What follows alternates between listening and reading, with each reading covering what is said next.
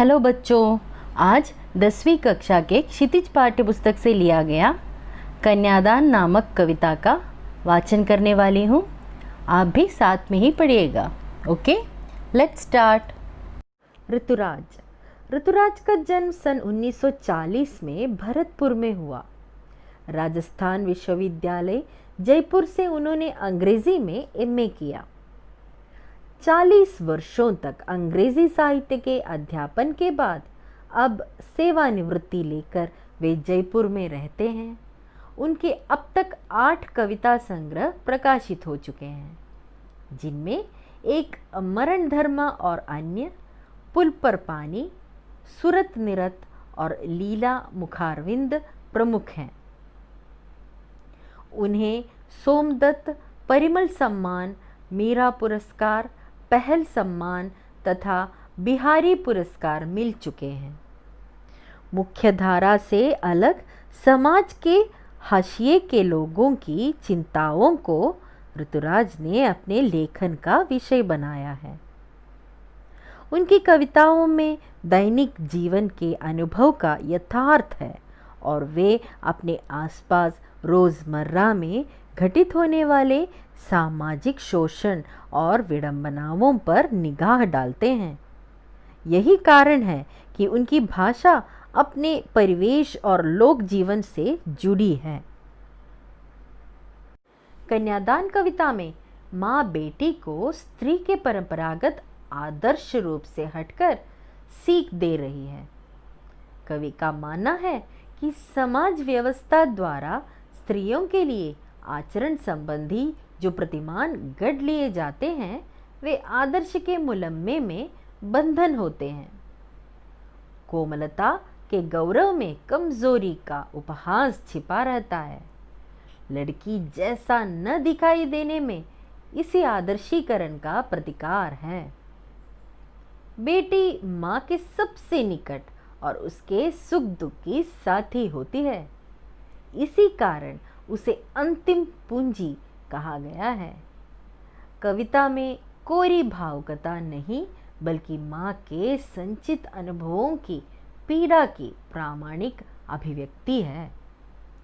इसे छोटी सी कविता में स्त्री जीवन के प्रति ऋतुराज जी की गहरी संवेदनशीलता अभिव्यक्त हुई है।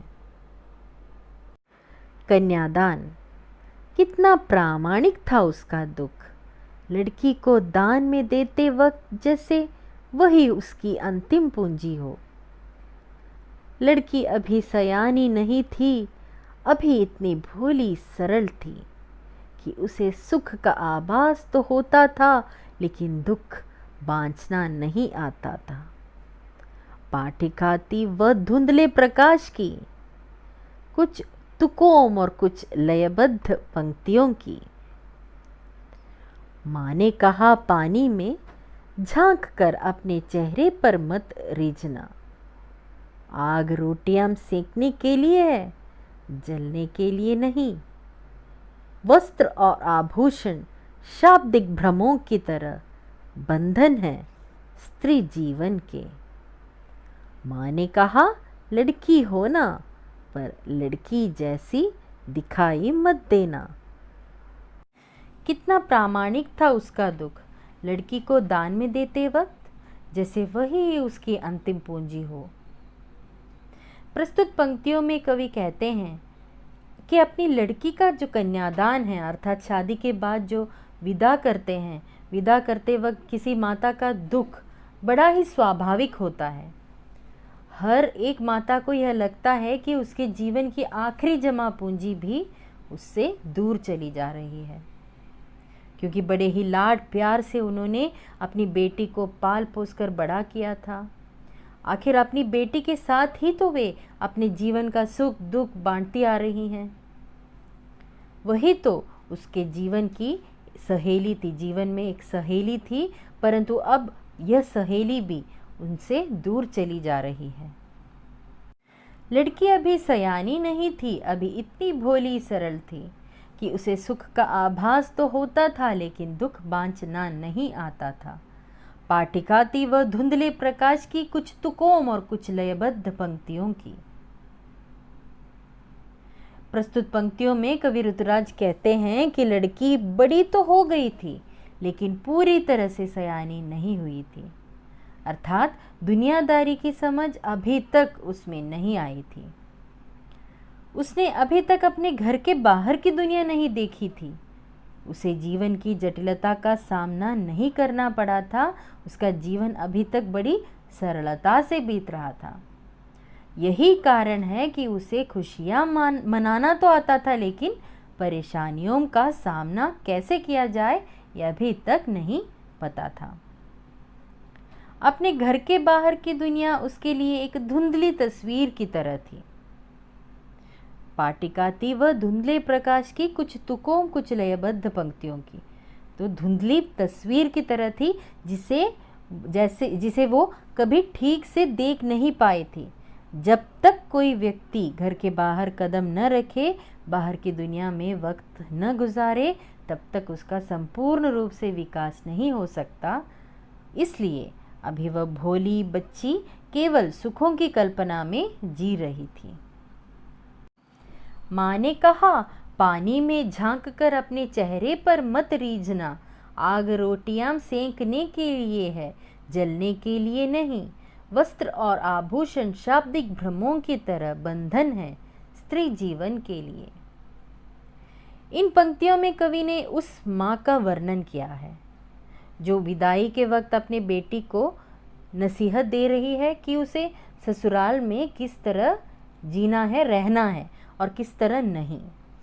सबसे पहले माँ अपनी बेटी को बोलती हैं कि अपनी सुंदरता पर कभी मत इतराना, क्योंकि सांसारिक जीवन को सही तरह से चलाने के लिए सुंदरता से ज़्यादा हमारे गुण काम आते हैं।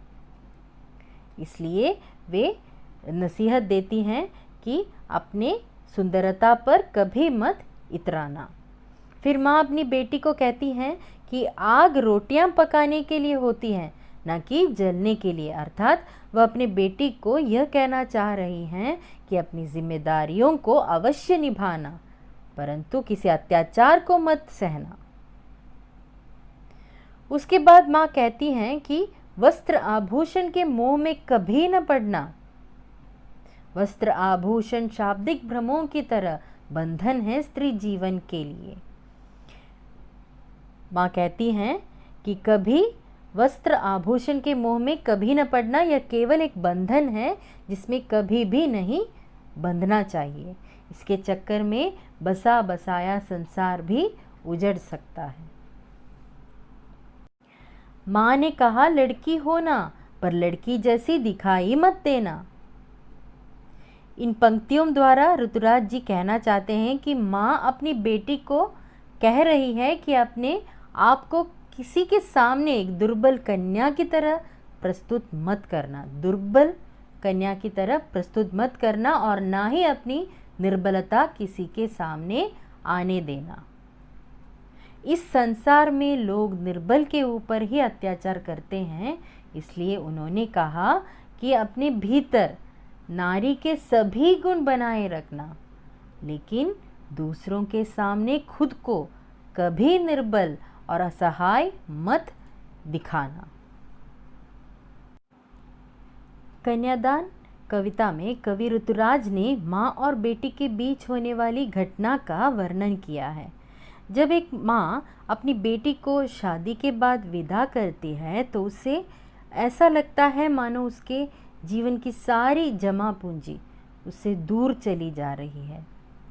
फिर उनका पुत्री मोह उनमें इस बात से भयभीत करता है कि उनकी बेटी नए घर में जा रही है, कहीं उसे कुछ परेशानी न हो या उसे कोई अत्याचार न सहना पड़े।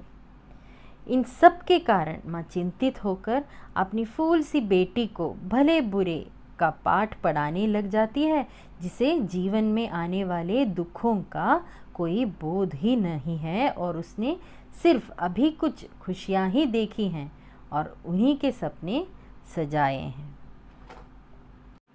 अर्थात जब तक किसी लड़की की शादी नहीं होती तब तक उसे घर में एक बच्चे की तरह बड़े लाड दुलार से पाला जाता है, परंतु विदाई के वक्त अचानक से वह बड़ी लगने लगती है और उसकी माँ उसे सही गलत समझाने में लग जाती है।